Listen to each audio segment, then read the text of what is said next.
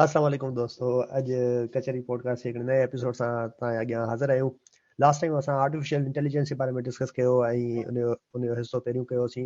हिन दफ़ा असांजो प्लान हो ॿियो सो करण जो, पर हिकिड़ी वधीक इम्पोर्टेंट ख़बर जेका आहे उहा माना अॼुकल्ह सर्कल करे पई सोशल मीडिया ते बि ऐं न्यूज़ सर्कल में बि।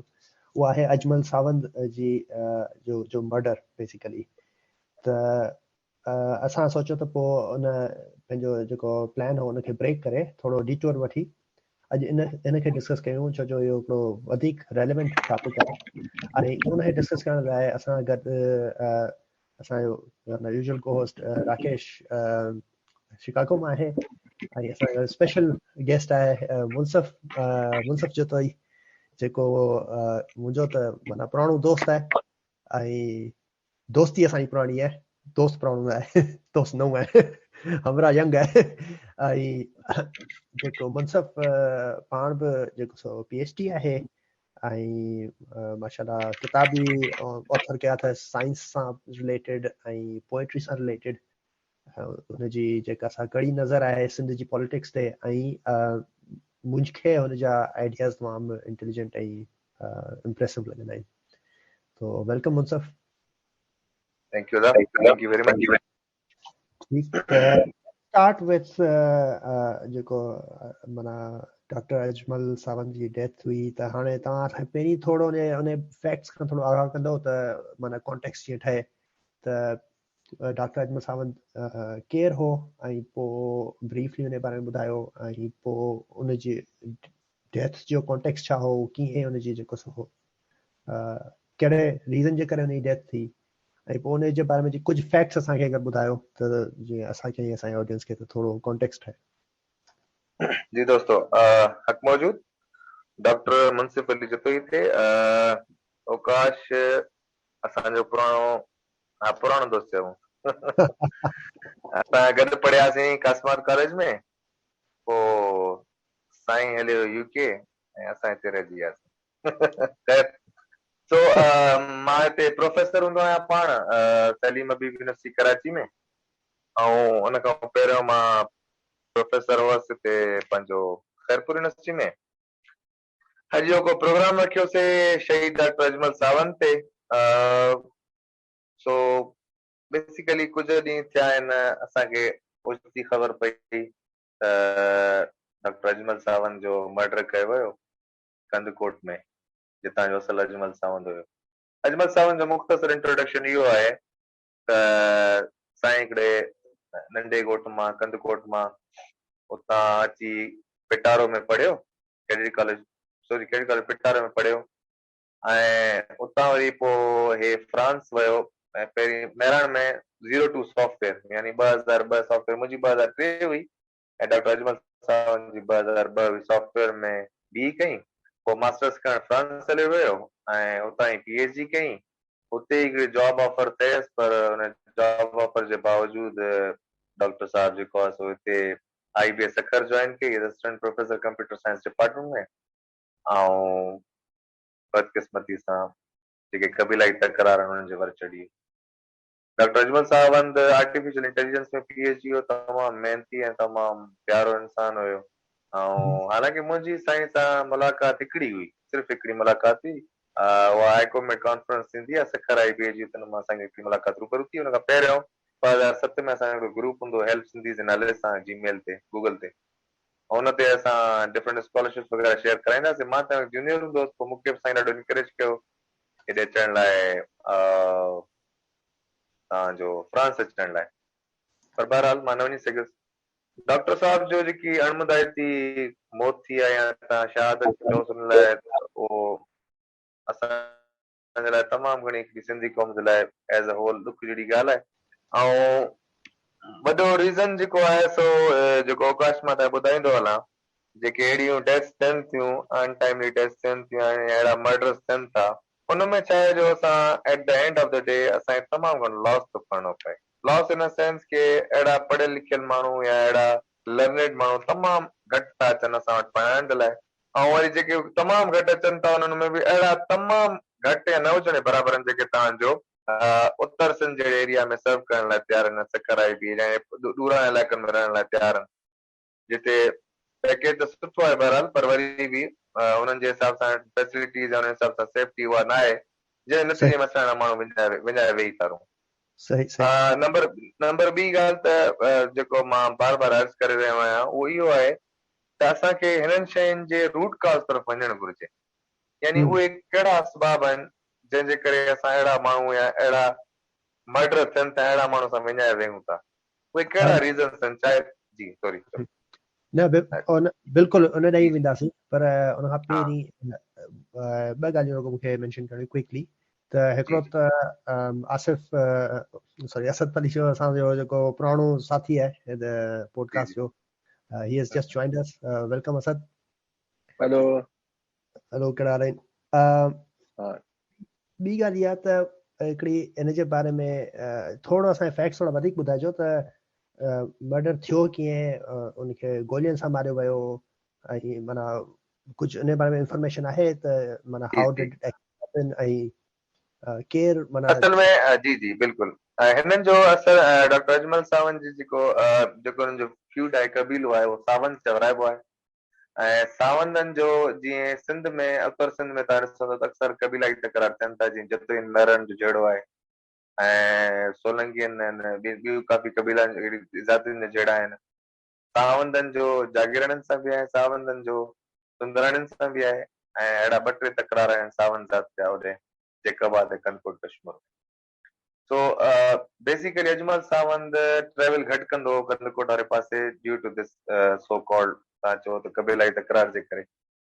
पर उन वक़्तु हे जेको आहे सो सुबुह जो टाइम हुयो, हिन सैरी कई ऐं हे वञण लाइ निकितो फ्रॉम कनकोट बैक टू सखर, छो त सखर आईबी में जॉब कंदो ऐं घर बि सखर आईबी कंदो। त हे वापसि अचे पियो त सुबुह जे टाइम ते यानी सैरी खां पोइ शायदि कंहिं हुते मुखबरी कई या जेको बि कयो, आई डोंट नो, ऐं हिनखे हुते ॿाहिरि जेको कनकोट शहर में ॿाहिरि निकिरण वक़्तु ई हिनखे फायरिंग करे 3-4 गोलियूं हणी ऐं शहीद कयो वियो। हाणे कई सवाल आहिनि अहिड़ा जेके असांजे ज़हन में उभरनि था। हिकिड़ो त ऑब्वियस सवाल आहे त सुबुह जे टाइम ते कंहिंखे कीअं ख़बर पई त निकिरणो आहे ऐं केॾे निकिरणो आहे, इहो हिकिड़ो ऑब्वियस क्वेश्चन आहे। बहरहाल ऐं ॿियूं 2-3 ॻाल्हियूं आहिनि जेके असांजे ज़हन में अचनि थियूं त I mean why doctor Ajmal Sawant हिनखे टारगेट करे छो मारियो वियो, सिर्फ़ु ज़ात हुजण जे करे या मे बी ॿिया के रीज़न्स हुजनि। त उहो ई औकाश बार बार तव्हां अर्ज़ पियो कयां त हिते जेका असां इन्वेस्टिगेशन थियणु घुरिजे that should be multifaceted investigation. यानी हुन इन्वेस्टिगेशन में तव्हां हिकिड़ो त असां वटि हिकिड़ो मुल्क में हिकिड़ो अजीब रवाज आहे त जेको मर्डर थींदो आहे न त 2-3 ॾींहं रोए या 2-3 ॾींहं ते अफ़सोस जा घोड़ा करे असां पोइ चुप करे वेही रहंदा आहियूं, ऐं न को क्रिमिनोलॉजिस्ट एक्सपर्ट आयो, न को तव्हांजो इन्वेस्टिगेशन एक्सपर्ट आयो, न को तव्हांजी पुलिस इन्वॉल्व थींदी आहे, न तव्हांजो कानून इन्वॉल्व थींदो आहे, न तव्हांजो MP MNAs इन्वॉल्व थींदा आहिनि। अल्टीमेटली हफ़्ते महीने खां पोइ असां खून जेको आहे ऑटोमेटिकली लुड़ी वेंदो आहे ऐं असांखे का ख़बर न पवंदी त मर्डर केरु, मर्डर कहिड़ो आहे, छा हुयो छा न हुयो। हे हिकिड़ो ऑब्वियस मर्डर थियो आहे जंहिंमें हिकिड़ी ज़ात जा माण्हू मुलविस आहिनि ऐं उन सुंदराणी कबीले जा माण्हू मुलविस आहिनि जिन फेसबुक ते पंहिंजी वीडियो बि रखी आहे त बाबा सां डॉक्टर खे असां मर्डर कयो आहे। अच्छा हुन एडमिट करे छॾियो आहे? जी बिल्कुलु बिल्कुलु एडमिट कयो आहे, हुनखे बुट पातल आहे, माना बुट चऊंसि सिंधी में जेको बि चऊंसि मुंहुं वेड़ो चऊंसि त उहो पातल अथनि ऐं अनआइडेंटिफाइड आहे। यस हुनखे पोइ उन्हनि चयो आहे असां अहिड़ा ॿिया बि मर्डर कंदासीं। हाणे तव्हां ॾिसो न ख़ासि त हुननि जी एॾी दीदा दिलेरी था ॾिसो जेको मर्डर कनि था हुन खां पोइ फेसबुक ते वीडियोस था रखनि, वीडियोस पोस्ट था कनि, त तव्हां सोचो त तव्हां असांजे मुल्क जी पुलिस, असांजे मुल्क जी अदलिया, असांजे मुल्क जा जेके सिटिंग MNAs MPs आहिनि शिकारपुर में, कनकोट में, लाड़काना में, किथे आहिनि उहे? अच्छा माना कानून किथे आहे? एग्जैक्टली। पर हिनखे अञा थोरो अञा हिकिड़ो ॿ ॻाल्हियूं ॿियूं बि थोरो एक्सप्लोर करे वठूं त अजमल सावंत पाण PhD हो कहिड़े माना AI सां रिलेटेड हुनजो सब्जेक्ट आर्टिफिशियल इंटेलिजेंस सां रिलेटेड हुनजो सब्जेक्ट हो, ऐं जेको अॼुकल्ह इलाही हॉट आहे ऑब्वियसली इन में पैसो बि इलाही आहे, त ही काफ़ी ॿाहिरि मुल्क रही करे यूरोप में या अमेरिका में रही करे इलाही कुझु पैसा बि कमाए सघियो पिए जेको ही सेक्रीफाइस करे अची करे हिन सिंध खे सर्व करण लाइ हिते आयो। अच्छा ॿी ॻाल्हि में इहा हुई त उहो केतिरे टाइम खां हुते हो, कुझु आइडियो आहे?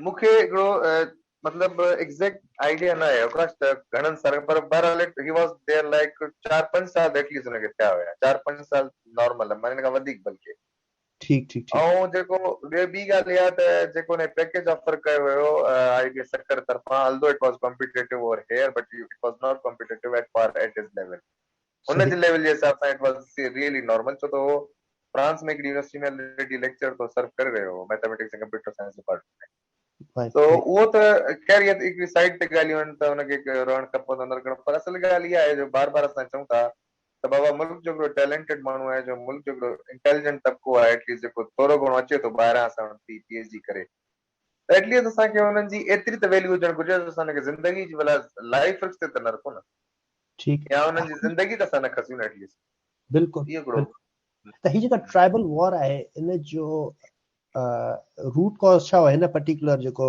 सुंदराणी ऐं सावंत जो जेको झगड़ो आहे उनमें रूट कॉज छा हो हुनजो कुझु ख़बर आहे हिन बारे में? अदा हिननि में मूंखे एग्ज़ैक्टली त ख़बर न आहे पर असल में अवकाश मां तव्हांखे ऐड कंदो हलां त इन्हनि जा रूट काज़ के बि न आहिनि जीअं प्रिमेटिव वॉर्स लॻंदियूं बिफोर प्री इस्लामिक वॉर्स मां तव्हां चवां त हुननि में जेके रूट काज़ हुआ हिकिड़ा झटका क़िस्म जा हूंदा बाबा तो मुंहिंजी बकरी मुंहिंजे बनी में छो आई या तुंहिंजी ज़ाल जेका अथव मुंहिंजी ज़ाल इन में मां हिकिड़ो तव्हांखे हिकु नंढो एग्ज़ाम्पल ॾींदो हलां त शायदि तव्हांखे अफ़सोस बि थिए ऐं खिल बि अचे जैकबाबाद में हिकिड़ो हमराह हुयो ऐं उहो दुबई में कमाईंदो हुयो छोकिरो माना अणपढ़ियल हुयो 2 सालनि खां पोइ हू वियो क़ब्रिस्तान में ऐं हू कंहिंजी क़बर ते बीह जेको हुन सम्झी त मुंहिंजी माउ जी क़बर आहे उते दुआ पढ़णु लॻो थोरी देरि खां पोइ ख़बर पई त हुन छोकिरे जो जेको आहे मर्डर थी वियो हाणे तव्हां हैरान थी हुन मर्डर छो थियो हुन मर्डर इन करे थियो त ॿियो जेको माण्हू हुयो हुनजी उहा क़बर हुनजी घरवारी जी उन बग़ैर पुछण जे हुनखे कारो करे मारे थोड़ी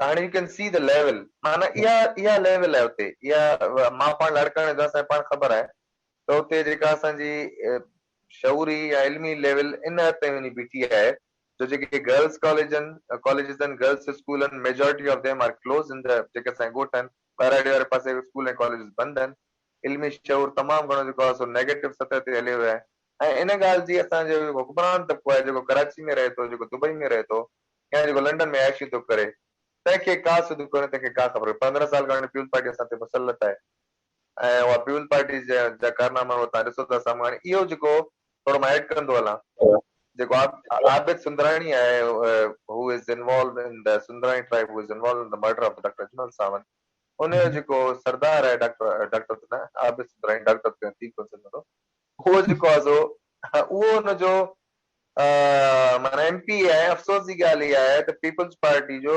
हिकिड़ो बि MP हिकिड़ो बि MNA डॉक्टर अजमल सावंत जे तॾहिं त न आहे इहा केॾी अफ़सोस जहिड़ी ॻाल्हि आहे अच्छा अच्छा अच्छा हाणे न ये त डेफिनेटली वॾे वॾे अफ़सोस जी ॻाल्हि आहे त हाणे अचूं था जॾहिं मुंसफ़ तव्हां ऑलरेडी विया पे जेका आहे ट्राइबल वॉर्स ट्राइबल जेके झगड़ा आहिनि क़बाइली जंगूं उन ते त उनजो थोरो लैंडस्केप छा आहे हिन जो माना छा इलाही वास्ट आहे ऐं सिंध में उनजो डिस्ट्रीब्यूशन किथे किथे आहे घणो करे अपर सिंध जे बारे में ॿुधण में ईंदो आहे घोटकी घटि पर कंदकोट ही कंदकोट सां रिलेटेड हो न इंसिडेंट अच्छा हाणे औकाश तव्हांखे ख़बर हूंदी तव्हां पाण जेको आहे सो असांजे सिंध में 3-4 क़िस्मनि जा ज़ातूं या जेके आहिनि से मेजर जेके आहिनि से ग्रुप्स रहंदा आहिनि उन्हनि में पहिरियों जो ग्रुप आहे वॾो ग्रुप आहे जेको सैदनि जो ग्रुप चयो जंहिंमें तमामु तव्हां सादात अची था वञनि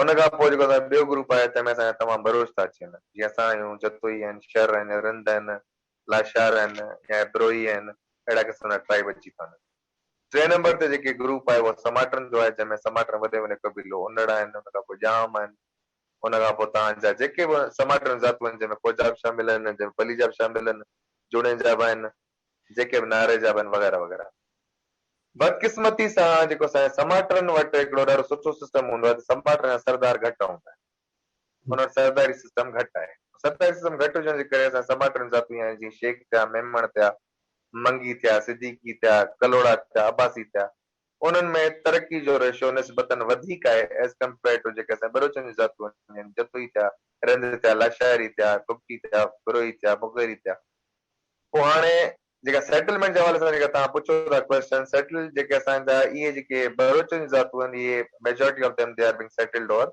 इन नॉर्थ सिंध, लाइक जेकबाद, लाड़काणो, कंदकोट, कश्मीर, घोटकी, शिकारपुर, खैरपुर, इते इहे ज़ातूं घणी सेट थियल आहिनि. लोअर सिंध में वरी तव्हांजा जेके समाट घणा आहिनि, नवाबशाह खां वठी तव्हां हेठि हलिया ईंदो बदीन ताईं, ठटे ताईं, डडो मोहम्मद खान ताईं, मीरपुर ख़ासि ताईं, उते वरी समाट ज़ातूं घणियूं आहिनि. तंहिं करे तव्हां जेकर रेशो ॾिसंदो इन्हनि जो क़बिलाई तकरारनि जो, त तव्हां मथे अपर सिंध में वधीक मिलंदो एज़ कम्पेयर, या कारोकारी जो as compare to that of the lower Sindh, जेका ख़ुशकिस्मती सां इन्हनि आफ़तनि खां, इन्हनि मुसीबतनि खां बचियल आहे.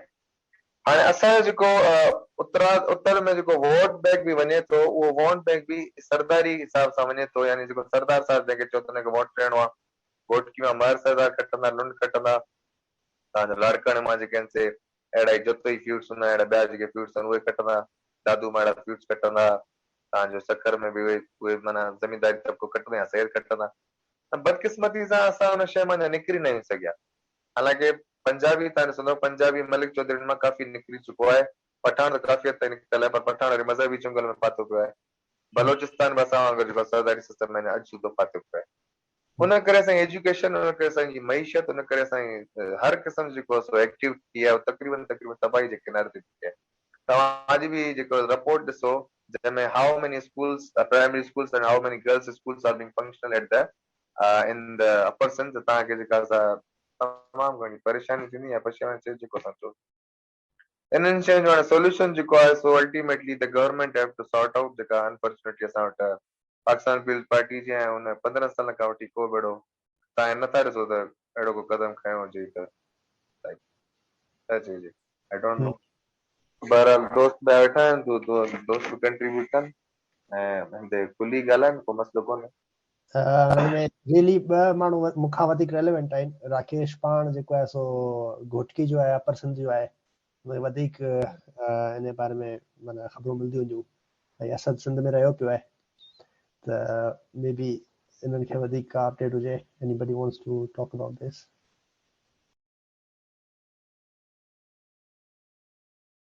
मां हेठि कयां पियो घोटकी जो. यार ॾिस, हाणे रहे त घोटकी में टाइम थी वियो आहे, पर जॾहिं वरी असां वॾा थियासीं त एक्सपीरियंस त जीअं मुनसिफ़ ॻाल्हि करे पियो इहो ई हुयो त सरदारी निज़ाम ॾाढो वधीक डोमिनेंट आहे.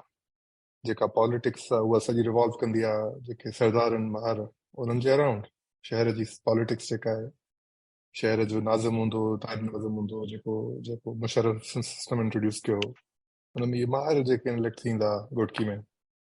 हाणे MNA या MPAs अॼु बि घोटकी जा जेके आहिनि उहे मार ई आहिनि मुंहिंजे ख़्याल में. अञा ताईं चेंज न थी आहे ॻाल्हि. पोइ मार जेके आहिनि उहे सीज़नल जेके आहिनि न मेंबर्स आहिनि पार्टीज़ जा. जेका पार्टी उहे एस्टेब्लिशमेंट पार्टी में आहिनि मार, ठीकु आहे न. पोइ जंहिं पार्टी जो एस्टेब्लिशमेंट सां हूंदो आहे तालुक, पोइ मार उन सां गॾु हूंदा आहिनि. बेसिकली पीपल्स पार्टी में हूंदा आहिनि, पीपल्स पार्टी मां निकिरी जेको आहे काफ लीग में हलिया वेंदा आहिनि, काफ लीग मां निकिरी करे वरी जेको आहे आज़ादु थी वेंदा आहिनि. कंहिं महिल आज़ादु छॾे करे वरी जेको आहे माना हिननि जी अलाइनमेंट जेका आहे न उहा चेंज थी रहंदी आहे.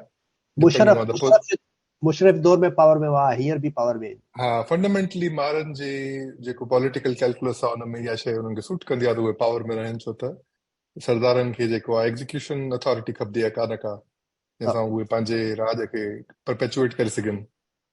ऑपोज़िशन में वेही करे उहे शयूं थींदियूं कोन्हनि. पैट्रनेज बेस्ड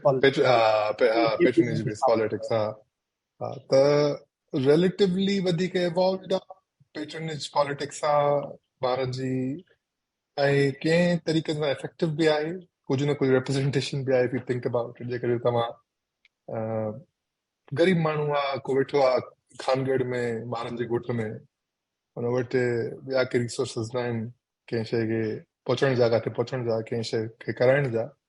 चलो हिकिड़ो सरदार वेठो आहे, उहो कमु जेकॾहिं कराए थो ॾे हथ पेर जोड़ाए करे, त उहो माण्हू ख़ुशि वेठो आहे, चवंदो आहे यार ठीकु आहे, का न का पैट्रनेज मिली थी वञे मूंखे. This is the absolute minimal that these guys do, right.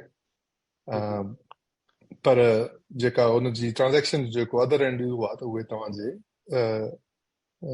ते राज कनि था. बेसिकली तव्हांजा रिप्रेज़ेंटेटिव न आहिनि, राज कनि था पिया. त दैट्स द कॉन्टेक्स्ट इन घोटकी. हाणे कंदकोट जी जेका ई ॻाल्हि आहे, जेका मुनसिफ़ ॻाल्हि करे पियो, माना ब्लड फ्यूड्स ऐं कारोकारी जा तकरार, इहे घोटकी में मुंहिंजी मेमरी में, रिसेंट मेमरी में मां घटि ॿुधा आहिनि, पर मां आई वुड एड त मां हुते रहियो कोन पियो आहियां, त थी सघे थो ॻाल्हियूं हुजनि पियो सही, त मुंहिंजी नज़र मां न गुज़री हुजनि. Having said all that, I just want to say त जेको पब्लिक इंटेलेक्चुअल आहे उनखे सेफ्टी त ॾियणी पवंदी कंहिं न कंहिं नमूने. सिंध जी पुलिस खे, सिंध जी पॉलिटिकल पार्टीज़ खे इहो सोचणो पवंदो त बाबा असांखे जेकॾहिं इन्हनि माण्हुनि खे अपर सिंध में, सखर में रहणो आहे, कंहिं न कंहिं नमूने उनखे प्रोटेक्शन ॾियणी पवंदी. को न को जेकॾहिं एक्सेप्शन क्रिएट करणी पवंदी न, कुझु न कुझु को न को मैकेनिज़म क्रिएट करणो पवंदो इन्हनि माण्हुनि जी सेफ्टी जे लाइ. जेकॾहिं हुनखे कंहिंखे रिस्क आहे, हू जीअं चवे पियो मुंसिफ, हू वञे न पियो, पंहिंजे ॻोठु वियो त वरी इहो थी वियो कमु. त मतिलबु माना अहिड़ी का वॾी ॻाल्हि न आहे, पुलिस जेको आहे हिन में कुझु न कुझु करे सघे, अहिड़ी बि का ॻाल्हि न आहे. जेकॾहिं पुलिस जी प्रोटेक्शन हुजे या अहिड़े क़िस्म जो को सिस्टम हुजे त घणी शयूं करे सघजनि थियूं जंहिंसां मुंहिंजे ख़्याल में रिस्क जंहिंसां घटी सघे, माण्हू कंफर्टेबल रही सघनि, पंहिंजे सेफ्टी में कंफर्टेबल रही सघनि. बाक़ी हाणे जेके फैक्ट्स मूं पढ़िया इशू जे बारे में, हुन मां त इहो थो लॻे त दिस इज़ मर्डर.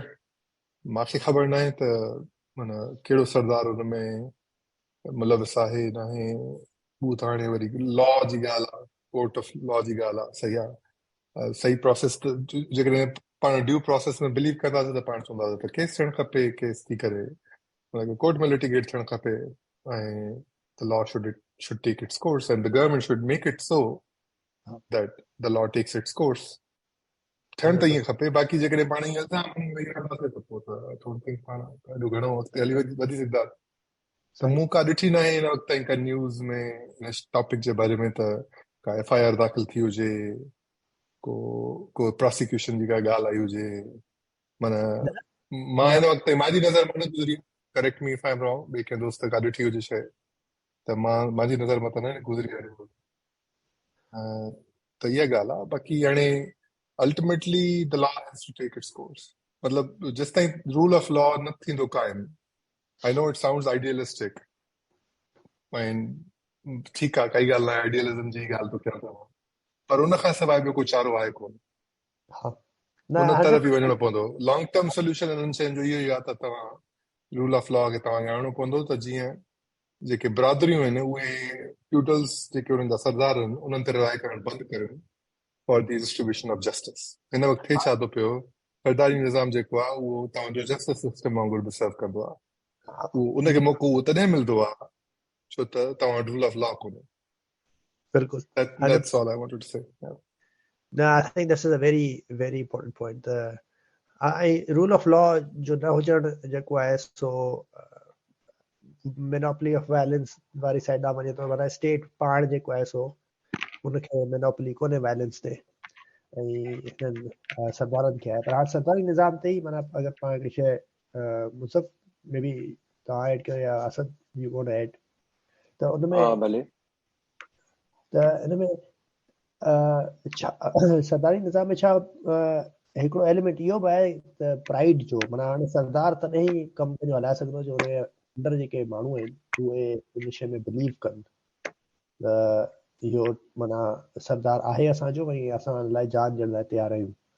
त उहो पोइ छा हुन में माना इहो हिकिड़ो गुरूर आहे त या हिकिड़ो सेंस ऑफ बिलोंगिंगनेस आहे, उहो बि हिन जो हिसो आहे. थैंक यू आकाश. सभी दोस्तनि खे मुंहिंजी तरफ़ां सलाम. आई थिंक के तव्हांजी ॻाल्हियूं ॿुधी was a moment of reflection. ठटे मां बिलोंग था कयूं उते आमतौर ते सरदारी निज़ाम जो घटि तव्हां ॿुधियो हूंदो इवेंट इंसिडेंट्स, पर हींअर वेझड़ाई में नाज़िम जोखियो वारो वाक़ियो थियो. सरदार डायरेक्टली मुलविस हो हुन में ऐं हुन ते FIR थी, सज़ा बि आई, माफ़ी बि थी. त इलाही सोबरिंग आहे हिन दौर में बि अहिड़ी वाक़िया थियनि था. इलाही इन जा पहिरां मिलनि था, रीज़न्स मिलनि था, प्राइड बि आहे, कल्चर जी ॻाल्हि थिए थी. कुझु वरी दोस्त थोरा सा हुनखे टेंजिबल कॉन्क्रीट दायरे में हुनखे ॾिसनि था. फॉर इंस्टेंस त जेकियूं अहम मदनियात वारा इलाइक़ा आहिनि पाकिस्तान जा या जियो स्ट्रेटेजिक बॉर्डर वारा एरियाज़ आहिनि, उते थोरो घणो जेका पावर्स टू बी आहिनि उन्हनि जो उते सिधी तरह अणसिधी तरह उनमें उन्हनि जो इंट्रस्ट रहे थो, उन्हनि लाइ ईज़ी रहे थो त कि हिकिड़े माण्हू सां डील कजे, त उहो थोरो घणो they look the other way पंहिंजे मिलबस इकोनॉमी लाइ या पंहिंजे जियो स्ट्रेटेजिक इंट्रस्ट लाइ। त बलूचिस्तान में तव्हां ॾिठो आहे त उनखे आर्टिफिशियली फ्रोज़न रखियो वियो आहे हिन दौर में। अॻे ॿुधंदा हुआसीं, मुंहिंजी नानी जा पेरेंट्स हुआ त उहे ॿुधाईंदा हुआ त 1902 1903 में उन्हनि जा ॾाढा अड़का जेका आहिनि पंध ईरान मां हली आया हुआ, बलूचिस्तान जे रस्ते, सिस्तान बलूचिस्तान रस्ते, ईरान जे रस्ते, बलूचिस्तान रस्ते ॾियारी। माना उते एॾियूं मुआशी हालतूं शायदि एॾियूं बहितर कोन हुयूं बलोचनि खे, त हिते पाकिस्तान में मूंखे बहितर लॻो। ऐं पोइ कराची में उन्हनि पंहिंजो सेटअप ठाहियो ॾियारी वग़ैरह। हाणे उहो ईरान या उहो बॉर्डरिंग एरियाज़ जेका आहिनि सिस्तान बलूचिस्तान, उहे ॿ डेवलप थिया। हाणे हितां खां माण्हू वञनि था उते एम्प्लॉयमेंट लाइ, इकोनॉमी लाइ। त चवण जो मक़सदु आहे त उन 100 सालनि में जिते नेचुरली प्रोग्रेशन थी आहे पसमानदा इलाइक़नि में, उते बलूचिस्तान कॾहिं पुठियां रखियो वियो आहे, त इहा आर्टिफिशियल आहे। सिमिलरली जेका बॉर्डरिंग एरियाज़ आहिनि जाफराबाद जा या घोटकी कंदकोट जा चदा, त उन पासे बि थोरो घणो मूंखे ॾिसणु अचे थो। ईअं कुझु दोस्त चवनि था जेका उते जा आहिनि, मीरपुर माथेले जा आहिनि ऐं रहड़की जा आहिनि, ॾहरकी जा आहिनि, त उहे ॿुधाइनि था त हिते सरदार खे प्रॉपअप कयो वियो आहे, उनखे सपोर्ट मिली आहे, तॾहिं वञी आया त उहे पंहिंजे प्राइड में, पंहिंजे ऑनर में पैट्रिज बेस्ड पॉलिटिक्स हलनि था। त अॻे त ई ॻाल्हियूं it was mayor academic interest हो मुंहिंजे लाइ, पर हींअर नाज़िम जोखे वारे वाक़िए खां पोइ मूं सिधी तरह, बिकॉज़ जिते हींअर जोखिया सरदार आहिनि असां वटि, उहो सिधी तरह असां सां सोशियो इकोनॉमिक ऐं पॉलिटिकल इंटरेक्शन थिए थी। बिकॉज़ जुगशे मुंहिंजो घोट जेको आहे पली साहब जो घोट, उन सां बॉर्डरिंग एरिया सॼो जेको कोहिस्तान इलाइक़ो आहे उहो सॼो जोखियनि बिखियनि बुरफ़तुनि जो आहे। त इहो माना इलाही स्ट्रेटेजिकली इम्पोर्टेंट आहे, बिकॉज़ कराची नओं जेको पाणी आहे K4 जो सॼो उतां वञे पियो, ऐं DHA बहरिया सिटीज़ बि उन ई बॉर्डर ते, नॉर्दर्न बॉर्डर्स खे लॻनि थियूं। It is a huge, vast swath of land, and it is controlled or is being allowed to be controlled by these हिकिड़ो सरदार, ख़ासि करे जेका जाम बिजार जेका ॿार आहिनि, उन्हनि जेको MNA हींअर मनीर जो या अवेस गोराम जेको हींअर MP आहे साखरे जो, त उन्हनि जे थ्रू जेकी ज़मीन जो ॾे वठि आहे, फ़रोख़्त ख़रीदो फ़रोख़्त आहे, K4 प्रोजेक्ट लाइ, DH सिटी लाइ, या उते ॿियूं जेकियूं लकी सीमेंट जो ॿियो प्रोजेक्ट लॻे पियो, त उहो असीं ॾिसूं था त जेके उते इंट्रस्ट आहिनि मिलबस जा, मिलिट्री बिज़नेस जा, या ॿिया जेका आहिनि इंडस्ट्रियल इंट्रस्ट आहिनि, उन करे उन सरदार खे न सिर्फ़ु उनखे उन सां डीलिंग थिए थी, पर जे उहो डायरेक्टली इन्वॉल्व थिए थो मर्डर में, जीअं नाज़िम जो खे अनफॉर्चुनेट वाक़ियो थियो, तॾहिं उनखे बाक़ाइदे सियासत जी उनखे आज़ादु कयो वियो आहे, वापसि उनखे MPF रखियो वियो आहे ऐं उनखे ज़िंदा रखियो वियो आहे। हालांकि इहो पहिरियों वाक़ियो कोन हो।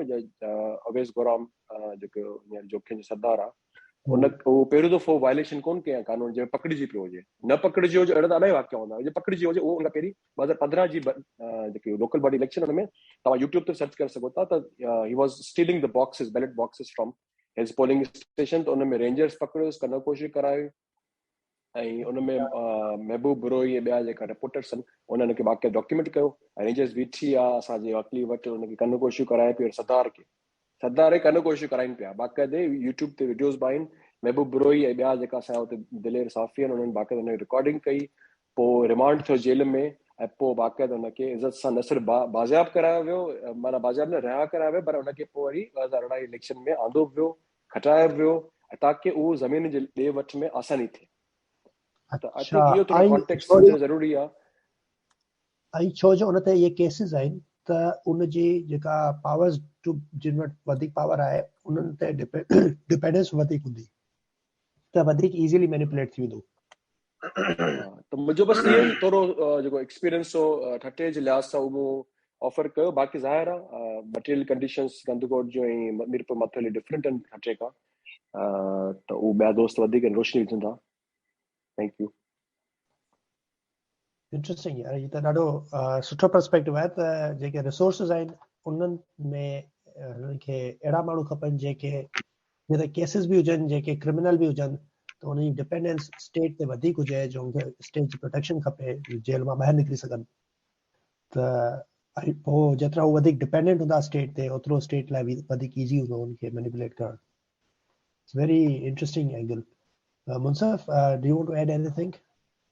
कंहिं हद ताईं मां एग्री आहियां असद बा सां, ऐं जेके ज़हरी ॻाल्हियूं असद बा ॿुधायूं उनमें जेके पंहिंजो ठटे जाम बिजार हुजे या जामशोरे जो मलिक असद सिकंदर हुजे, तो इन्हनि खे माना शुरू खां वठी मिलिट्री तरफ़ां या जेको आहे सो पॉलिटिकल पार्टी तरफ़ां प्रोटेक्शन त रहियो आहे। तव्हां जेकर हिस्ट्री खोले ॾिसो त 1970 जी इलेक्शन में मलिक सिकंदर जेको आहे सो उहो बीठो एंड अपोज टू हिम वाज साईं जीएम सैयद, ऐं पीपल्स पार्टी तरफ़ां टिकट ॾिनी वई मलिक सिकंदर खे, ऐं तव्हांजो साईं जीएम सैयद त पाण जीएस जो प्रेसिडेंट हुयो।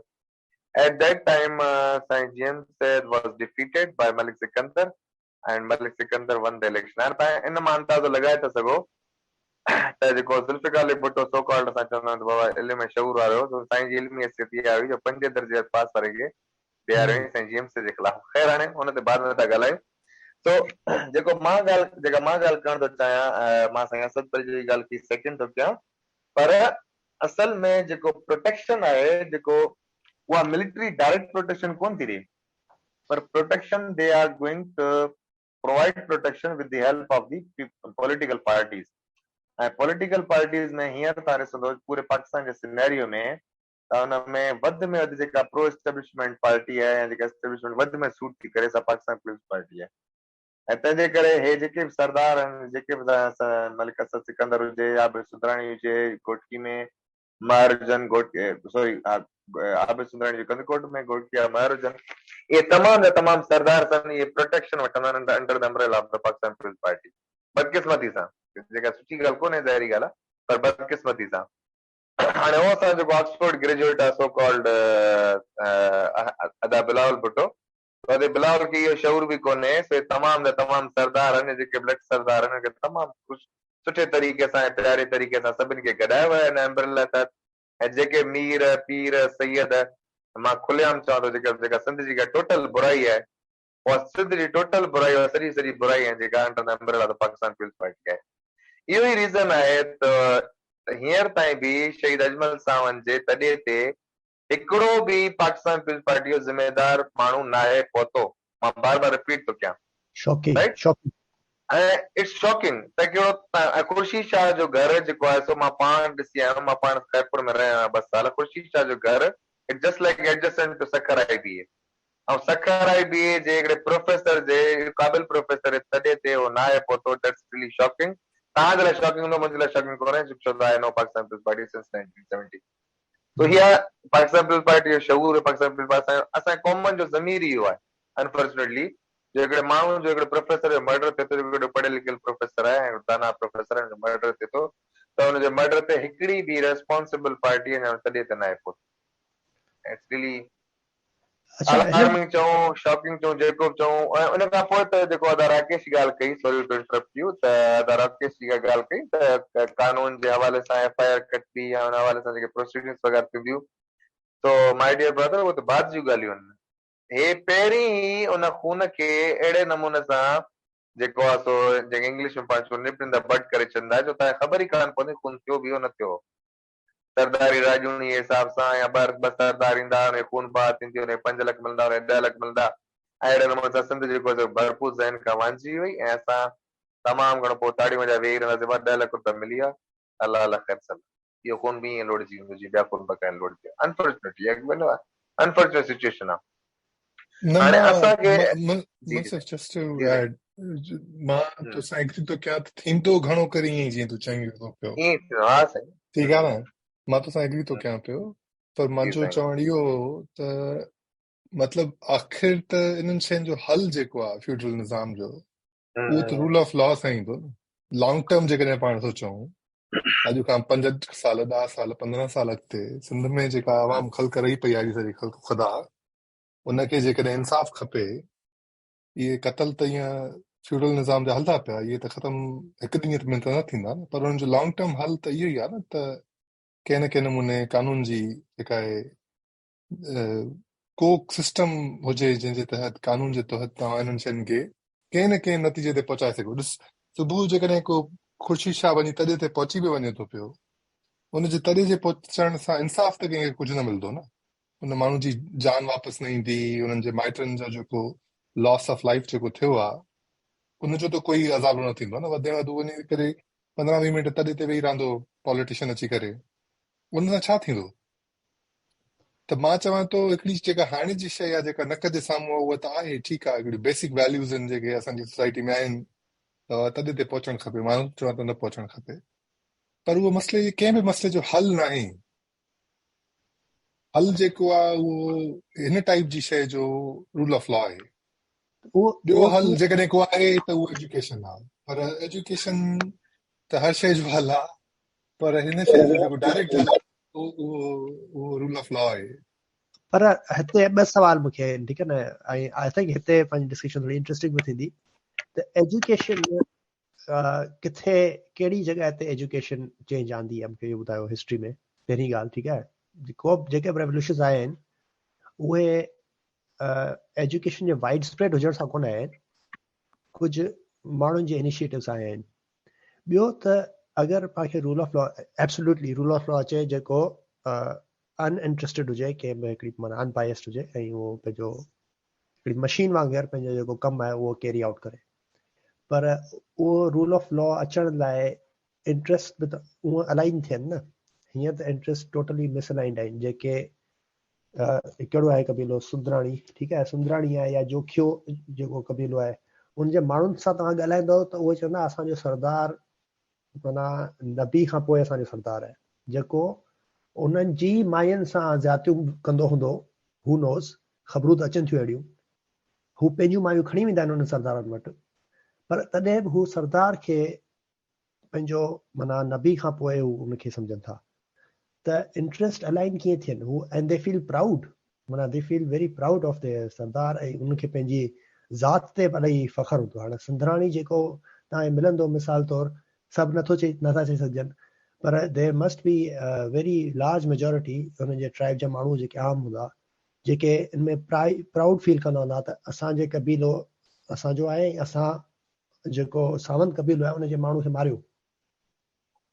त उहा शइ इंट्रस्ट कीअं अलाइन थींदा अगरि माण्हुनि जूं सोचूं ईअं आहिनि ऐं मथां सरदार वटि, त रूल ऑफ लॉ सुठी ॻाल्हि आहे, पर हाउ डू वी गेट देयर, उन ते ए टू बी पुॼे कीअं? ऐं education, again my first question, education सां कॾहिं को रेवोल्यूशन आयो आहे? वाइड स्प्रेड एजुकेशन सां को बि रेवोल्यूशन दुनिया जो खणी ॾिसो त को तरीक़ो ॿियो आहे जेको वधीक प्रैक्टिकल हुजे? भा रेवोल्यूशन को प्रैक्टिकल हल न आहे कंहिं बि शइ जो, रेवोल्यूशन खपे बि कोन, वरी माण्हू लताड़जी वेंदा, कोई बि रेवोल्यूशन ईंदो आहे हुन में वायलेंस क्रिएट थींदो आहे, अञा मसला वधंदा। मां त चवंदुमि रेवोल्यूशन खां बहितर आहे कोई इंक्रीमेंटल चेंज ई मिली वञे न, स्टेप बाय स्टेप ही कंहिं दग ते लॻूं त उहो भलो आहे, ठीकु आहे। ऐं उनजा ॿ तरीक़ा आहिनि। मुंहिंजी गुज़ारिश इहा आहे, हिकु तव्हांखे पंहिंजो जेको डिस्पेंसेशन ऑफ जस्टिस आहे न, रूल ऑफ लॉ जो जेको पूरो सिस्टम आहे, जंहिंमें तव्हांजी लॉ एनफोर्समेंट पुलिस थी अची वञे पई या रेंजर्स अची थी वञे पई, जेकॾहिं रेंजर्स जी ज़रूरत आहे, उन खां पोइ तव्हांजो जेको कोर्ट सिस्टम आहे, कचहरी जो जेको सिस्टम आहे, जेको सेशंस कोर्ट आहिनि, not supreme court and high court, उते तव्हांखे उन्हनि खे सही नमूने स्टाफ करणो पवंदो, उते जज हुजनि जेके वेठा हुजनि, जेके तव्हांखे तारीख़ूं ॾियनि, जेके तव्हांखे जल्दी तव्हांजे केस निपटाइनि, ठीकु आहे न। उते तव्हांखे लॉयर्स खपनि, अटर्नीस खपनि, वेल ट्रेन्ड अटर्नीस खपनि, जेके तव्हां माना हर शइ खे अॻिते, माना इहे these are bread and butter, इहे इन्हनि शयुनि ते अफेक्ट करे सघिजे थो पियो इंक्रीमेंटल चेंज। इहे शयूं गवर्नमेंट जे हथ में आहिनि, इहे इन्हनि शयुनि ते असर विझणु। ऐं पीपल्स पार्टी या काई बि पार्टी कंहिं बि सूबे में हूंदी पाकिस्तान में, उहे इन्हनि शयुनि ते असर विझी सघे थी पई। इहे शयूं ॿाहिरि न आहिनि। पर इहो ई त रेवोल्यूशन आहे न, जेको ॻाल्हि करी पियो जजिस हुजनि, जेके करंट सिस्टम जेको आहे उहो हिनजे बिल्कुलु ऑपोज़िट आहे जेके तूं ॻाल्हियूं कयूं हुनजे। हाणे हिकिड़े सिस्टम खे चेंज करे इन सिस्टम में माना अपसाइड डाउन करे छॾणु, जो करंट सिस्टम आहे हुनखे उबतो कान्दासीं त सिस्टम सुबुधो थींदो। उहो अवाम डिमांड कंदी, उहो आख़िर में अवाम जेका वेठी आहे न, पर आहे त उनखे उहो बि पंहिंजी उहो ई त रेवोल्यूशन आहे. अच्छा हाणे उहो रेवोल्यूशन मां उनखे न सम्झंदो. I think this is just political process taking its course. हा मुंहिंजे ख्याल में पाण वटि सिस्टम मौजूदु आहे त हुन में जेको पब्लिक रिप्रेज़ेंटेटिव सिस्टम आहे, माण्हू इलेक्ट थी अचनि था पिया MPA, उहे पंहिंजा माण्हू पब्लिक रिप्रेज़ेंटेटिव्स मोकिलीनि था, उहे इहे शयूं करे सघजनि थियूं पियूं उन्हनि माण्हुनि जे थ्रू. इहे उन्हनि खां ॿाहिरि न आहिनि. इहा हेल्पलेसनेस जेका आहे न आहे. माना I wouldn't buy the argument त जेको MP वेठो आहे कराची में, जेको घुटकी खां वञे थो पियो, उहो जेको आहे कुझु नथो करे सघे. ईअं न आहे, उहो करे सघे थो पियो उन्हनि शयुनि जा असर, पर नथो करे. उनजो हाणे रीज़न अलाए ख़बर न आहे छा आहे, पर ही सॼियूं शयूं करे सघण जूं आहिनि विद द एग्ज़िस्टिंग मैकेनिज़म. कंहिं रेवोल्यूशन जी ज़रूरत न आहे. जेके पीपल्स पार्टी जा मेंबर्स आहिनि, जेके वेठा आहिनि इलेक्ट थिया, उहे करे सघनि था पिया. इहे शयूं उहे नथा करनि पिया. उनजे लाइ रेवोल्यूशन जे टाइप जी मेटाफर जी तरफ़ मां न वेंदुमि.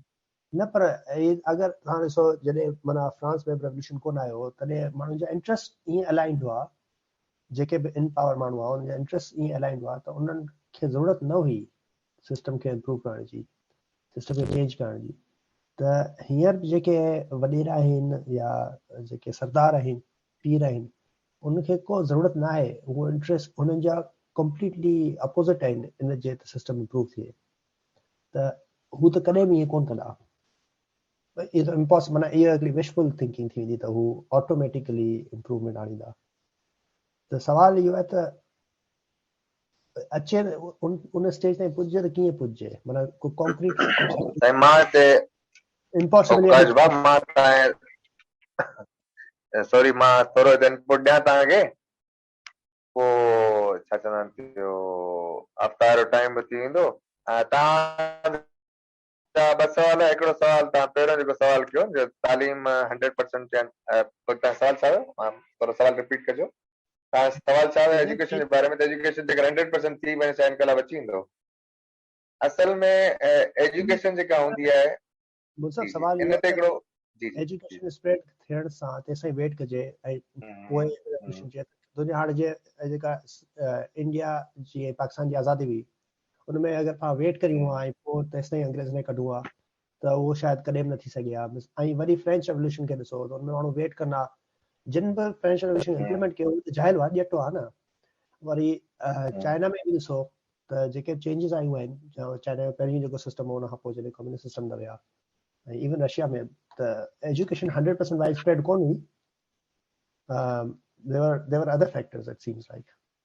इन ते पायलो फरारी हो, उन्हनि बुक आहे इंग्लिश में नालो एजुकेशन इल्म तदरीस मोहम्मद इब्राहिम जोइस साहब ने लिखो. डायनामिक समझाइण ते कहिड़ी एजुकेशन मतलब ज़रूरी है. जी साईं महिरबानी. वरी ॿुधाइजो नालो. नालो वरी ॿुधाइजो. Pedagogy of oppress. Pedagogy of oppress. Pedagogy of oppress. ठीक. हाणे हुन में चाहे जो जोइस साहब जेके एजुकेशन डायनामिक्स दसिया आहिनि या वक़्तनि फ़वक़्तनि असांखे जेके असांजे उस्तादनि पढ़ाया आहिनि, असांजे उस्तादनि सिंधी समाज जे उस्तादनि जेके मां साईं GM सर हुजे, कमरेड अज़हर जोतरी हुजे, साईं रसूल फलीहो साहब हुजे, इब्राहिम जोइस साहब हुजे, शेख फयाज़ हुजे, इहे असांजे ज़हरी फिक्री इल्मी अदबी उस्तादनि जिन खां पढ़ियो ऐं सम्झियो आहे. हाणे इहे जेके एजुकेशन जा जेके उसर जा फिक्री डायनामिक्स हूंदा आहिनि, जेके कंहिं समाज जे उसर लाइ लाज़िमी मलज़ूम हूंदा आहिनि, हुनमें हरगिज़ उहा एजुकेशन न आहे हूंदी जेका असांजी रिवाजी एजुकेशन आहे, जेका असांखे इंजीनियर ठाहे थी, डॉक्टर ठाहे थी, या जेका असांखे फर्ज़ इवन सो कॉल्ड PhD ठाहे थी.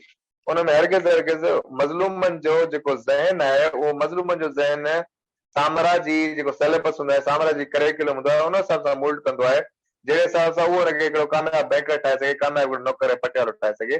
कोई इनकलाबी ज़हन कॾहिं बि कोन्हे ठाहींदी. इहो असांजे ज़हन में हुजणु घुरिजे.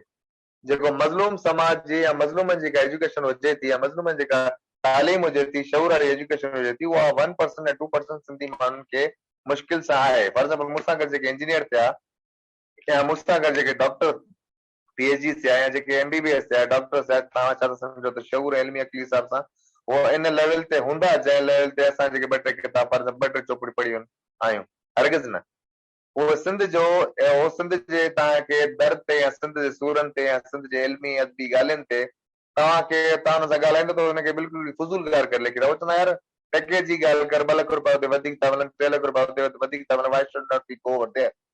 सो ॻाल्हि शुरूआत उतां ई थी थिए त हिकिड़ी जेका एजुकेशन आहे उहा एजुकेशन जेका तव्हां में शऊर ऐं तव्हां में जेका आहे सा इंसाफ़ लाइ लोचण, अकुल लाइ लोचण, इल्म ऐं शऊर लाइ लोचण ऐं हुन हिसाब सां एक्ट करण जेका तव्हां नथी सेखारे त उन हिसाब सां हाणे भली तव्हां रोज़ो खोलियो, एलिपेशीअ सां रोज़ो खोले छॾियो, ॾह मिंट आहिनि अञा। पोइ उन हिसाब सां जेका तव्हां नथा लोचो त अनफॉर्चुनेट उहो इल्मु कंहिं कम जो कोन्हे। रसूल पलियो साहब चवंदा हुया त जेकर तव्हां उठ किताबनि जा पढ़ो ऐं उन उठ किताबनि खे जेकर तव्हां सोसाइटी में किथे न किथे इम्प्लीमेंट नथा कयो त उठ किताबनि जा पढ़णु बिल्कुलु तव्हां लाइ फज़ूल आहिनि। पर जेकर तव्हां हिकिड़ो या ॿ किताब पढ़ी बि उहो हिकिड़ो ॿ किताब तव्हांजे ज़हन में उहा शइ, उहा शऊर इम्पार्ट करे थो तव्हां कंहिं चेंज लाइ या तव्हां कंहिं इनकलाब जे लाइ या तव्हां कंहिं मिक़दारी चेंज जे लाइ लोचो या अॻिते वधो त उहा हिकिड़ी शइ जेका आहे उहा शइ तव्हांजे इल्म में काउंट थिए थी। ॿियो सवाल तव्हांजो इहो होगा जेको थोरो घणो मां अदारा के सां इख़्तिलाफ़ रखंदुमि। साईं चयो त असां इनकलाब न खपे, ईअं न कयो साईं, असां इनकलाब खपे, असां इनकलाब हिकु न बल्कि 1000 दफ़ा खपे। हाणे हुन में जेको खून वहंदो उहो खून जेको आहे सो खून कॾहिं बि रायगा न हूंदो, वो खून वायलेंस में काउंट न आहे थींदो, बल्कि उहो खून जेको आहे सो इहे खून सदियुनि जी आबियारी करे असांजी सदियुनि जी जेके आहे अॻिते हली रिज़ल्ट्स आहिनि। फॉर एग्जाम्पल अरगोन तुर्खान जा जेके लाशूं जेके केरल अॼु मकी कब्रिस्तान में सूंडा कब्रिस्तान में दफ़न थियल आहिनि, ते असांजा जेके सूर्य हुआ दूल्हे दर खान वारा, उन्हनि जी कामयाबी ऐं उन्हनि जी निशाननि खे ॿुधाईंदड़ आहिनि त बाबा इहे सूर्य असांजे लाइ विड़िया। मखदूम बिलाल जी मज़ार जेका टल्टी में आहे उहा असांखे ॿुधाए थी, असां अरगोन जे खिलाफ़ विड़िया आहियूं, राइट। तॾहिं मतिलबु इहो आहे त अॼु जा जेके असां माण्हू आहियूं, अॼु जेका असांजी जनरेशन आहे, जेका अॼु जी नौजवान जनरेशन बि जेका आहे हिननि ज़ुल्मनि जे ख़िलाफ़ या हिननि एट्रोसिटी जे ख़िलाफ़ न उथी ऐं जेकर हुननि सही तरीक़े सां आवाज़ न उथारियो त पोइ इनकलाब त दरकिनार असां जेका तव्हां इंक्रीमेंटल चेंज था चओ, जंहिंखे पाण इस्लाहत चई सघूं था आम ज़ुबान में, त हुननि इस्लाहत जी घुर्बी असां हिननि वॾेरनि खां, हिननि पीरनि खां, हिननि जागीरदारनि खां नथा करे सघूं। So because they are directly beneficiaries of this particular system which is running through. Muslim League काफ में वॾेरो हुजे, पीपल्स पार्टी में हुजे, नून लीग में हुजे, उहो त डायरेक्ट बेनिफिशरी आहे हिन सिस्टम जो। त कंहिं माण्हू खे बदिराएं, कंहिं माण्हू खे छिराएं, कंहिंखे नौकिरी ॾियईं, कंहिंखे पटियालो कयईं, कंहिंखे हिकिड़ो रोड ठारायईं, हिकिड़ो नाली पकी कयईं, मुंसफ़ उहो हाणे कॾहिं बि असांजे सिस्टम में कंट्रीब्यूट न कंदो। बसि मूंखे 2 मिंट ॾियो, हुन खां पोइ असां बि रोज़ो खोलण वारा आहियूं। वञण खां पहिरीं इहो एक्सप्लेन कजो त जी पाण पुॼूं कीअं। हाणे रूल ऑफ लॉ जी राकेश ॻाल्हि कई, दिस इज़ असांजो बिल्कुलु माना हिन ते पाण, मूंखे नथो लॻे केरु पाण मां हिन ते आर्ग्यूमेंट कंदो त इहो न हुजणो। Rule of law is what we need, ठीकु आहे न, उहो हल आहे हिन मसइले जो। पर रूल ऑफ लॉ ताईं पुॼण जो तरीक़ो छा आहे? अगरि रूल ऑफ हाणे कॉन्क्रीट स्टेप्स जेके आहिनि से रूल ऑफ लॉ बिल्कुलु हुजणु घुरिजे। जेका साईं ॻाल्हि कई, साईं राकेश बिल्कुलु सही थो चए, उहो लॉ आहे बिल्कुलु असां वटि मौजूदु, पर हरगिज़ असांखे उहो लॉ या हुन लॉ जी इम्प्लीमेंटेशन या हुन लॉ जी घुर्ज जेका आहे असांखे हिननि मीरनि पीरनि वॾेरनि जागीरदारनि खां न करणु घुरिजे, बल्कि पाण असांखे पंहिंजे पाण में या पंहिंजे शऊर में या पंहिंजी ज़ात में या पंहिंजी सोसाइटी में एज़ अ होल जेका आहे सो तब्दीली आणणु घुरिजे। ऐं तब्दीली आणण जा महरक इहे ई आहिनि जेका मूं सवेरी ॻाल्हि खे मां थोरो एक्सटेंड जेकर कयां त जेको मज़लूम जो जेको शऊर आहे न, मज़लूम जे शऊर खे वधाइण जी ज़रूरत आहे। प्रॉब्लम खे प्रॉब्लमेटाइज़ करण जी ज़रूरत पवंदी आहे। असांखे पहिरीं प्रॉब्लम सम्झणु घुरिबो त असां वटि ईअं अजमल सावंत छो था रोज़ शहीद थियनि, असां वटि ईअं असांजी नियाणियूं जेके आहिनि से इल्म खां महरूम छो आहिनि, 50% खां वधीक आबादी आहे, असां वटि इल्म खां महरूम छो आहे, या असां वटि औरतुनि खे हक़ छो न आहिनि, औरत छो थी चरी कारोकारी करे मारी वञे। उन शइ खे, उन प्रॉब्लम खे जंहिं असां प्रॉब्लमेटाइज़ करे वठंदासीं, असां पंहिंजो असली दुश्मन सुञाणे वठंदासीं। टू बी वेरी प्रिसाइज़, असांखे पंहिंजो असली जॾहिं दुश्मन असां सुञाणे वठंदासीं फ्रॉम द वेरी बिगिनिंग, यानी हे जेको सरदार आहे, मीर आहे, पीर आहे, to the very end, to that of जेका आहिनि पंहिंजा असली दुश्मन, यानी अमेरिका साम्राज्य ते पाण बाराकेश वेठो आहे। त उहो जेसिताईं पाण असली हिन सॼी चेन खे न सम्झी वठंदासीं, तो माय डियर फ्रेंड्स, उन ताईं उन खां पोइ हा बाक़ी चेन में असां चऊं त बाबा सरदार भलो आहे ऐं हे पीपल्स पार्टी भली आहे, पर यार फलाणो ख़राबु आहे, माना मुनसिफ ख़राबु आहे, ओकाश सुठो आहे, ओकाश चलो ओकाश 5 मिंटनि लाइ ख़राबु थी वियो, राकेश बा भलो थी वियो, त अमेरिका भलो आहे छो त एनजीओ खे पाले थो, ऐं जेको आहे सो फलाणो न, इन शइ न, असांखे पूरी चेन सम्झणी पवंदी। ऐं जेसि ताईं असां हुन चेन खे आइडेंटिफाई न कंदासीं, ज़ुल्म खे आइडेंटिफाई न कंदासीं, तेसि ताईं मुंहिंजा भाउ असां मज़लूमनि जा बरजला न थी सघंदासीं। मज़लूम जा बरजला न आहियूं त पोइ इनकलाब जी घुर बि न कयो ऐं कंहिं शइ जी घुर न कयो। आई मीन वो तो बस वो तो पाण वरी जीरो ते बीह रहंदासीं। लॻे थो पॉडकास्ट हाइजेक थी वई आहे सभु इनकलाबी साइड ते ऐं राकेश जो पॉइंट ऑफ व्यू जेको आहे सो न मां एप्रिशिएट थो कयां पियो डिस्कशन खे।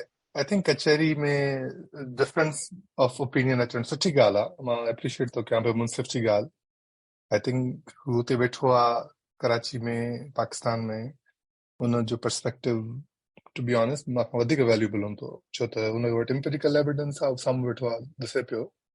मां जेका ॻाल्हि कयां पियो उहा इहा थो कयां पियो त असां सॼे जी कढ थोरे खे इग्नोर न कयूं। सॼो रेवोल्यूशन आहे, पर जेकॾहिं काथे थोरो घणो मिली थो वञे न काथे इम्प्रूवमेंट, त उनखे पाण छॾूं न, उहा बि उनजी बि डिमांड कंदा हलूं गॾोगॾु। जेसिताईं पाण रेवोल्यूशन ताईं पहुचूं तेसिताईं कुझु न कुझु मार्जिनल इम्प्रूवमेंट जेकॾहिं अची सघनि थियूं, जेकॾहिं कंहिंखे लत हणी सघूं था, कंहिं एमपी खे गारियूं ॾेई सघूं था, का ॻाल्हि कढी सघूं था काथूं, त उहा बि कंदा हलूं हुन रेवोल्यूशन जे रस्ते में। बसि इहा गुज़ारिश आहे मुंहिंजी, ॿी का इहो ई आहे, ॿियो चाहे सभु ख़ैर आहे, अहिड़ी ॻाल्हि न आहे। very pragmatic. I think that's suchi point. I think the mana अंग्रेजी में चवंदा आहिनि bird in hand is better than two in bush. The bush खे बि कयो ॻोल्हियो, पर जेको bird in hand आहे उनखे पाण सां गॾु ई रखो।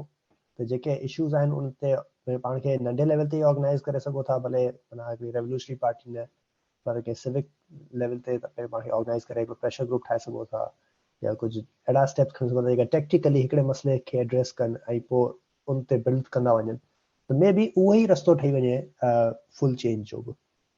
त इहो बि हिकिड़ो स्ट्रॉन्ग वैलिड पॉइंट आहे। मुंहिंजे ख़्याल में पंहिंजी डिस्कशन हाणे पंहिंजो it has run its course अॼु जे लाइ। सभिनि दोस्तनि जी महिरबानी। ऐं असां त हाणे कॉमरेड चवंदा आहियूं, पर सॉरी कॉमरेड बात ते चवण वारो। So thank you Ada Rakesh, thank you Akash, thank you Ada Asad. Inshallah वरी discussion थींदो, inshallah traditional आहे, it's not related to the particular religion or something. न काई। Okay, चलो यार, thank you, thank you, take care. Ram Ram. Thanks Musaf.